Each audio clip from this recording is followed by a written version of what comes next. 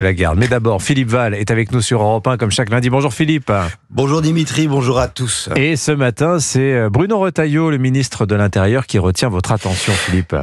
Oui, mais d'abord, comme il m'arrive souvent, je vais faire abstraction de mes idées politiques personnelles qui ont la banalité de celles des modérés et des sceptiques, lesquels répugnent à confondre une différence avec un défaut.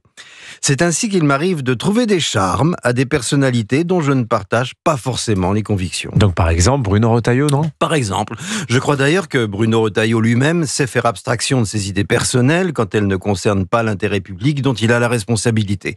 En France, certains sont républicains et démocrates par conversion, avant de l'être par conviction, comme le général de Gaulle, et comme le mouvement gaulliste auquel appartient Bruno Retailleau. Mais la conviction, voire la résignation, n'en est pas moins sincère, quand bien même elle va à l'encontre de principes religieux personnels, comme ce fut le cas du général de Gaulle, avec la contraception.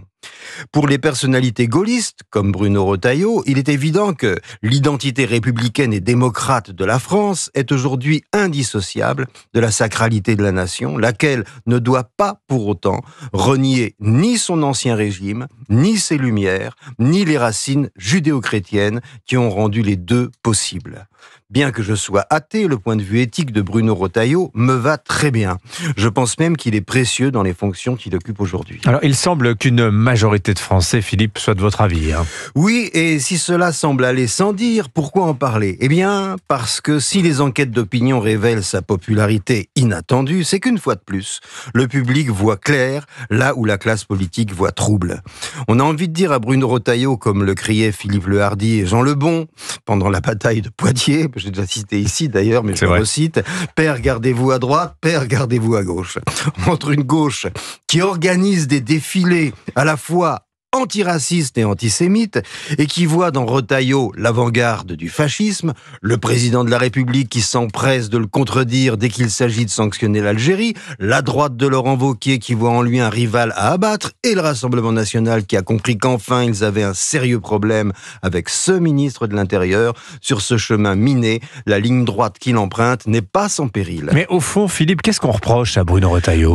De faire le travail que personne n'a eu le courage de faire face à un trafic de drogue hyper organisé et ethnicisé. Le cycle DZ est le moyen pour la DZ mafia de s'auto-revendiquer comme algérienne, face à un islam séparatiste et à un islamisme qui ne cesse de faire peser des menaces terroristes, et face à un pouvoir algérien qui, plutôt que d'apporter la prospérité et la liberté à son peuple, préfère ridiculiser et humilier la France.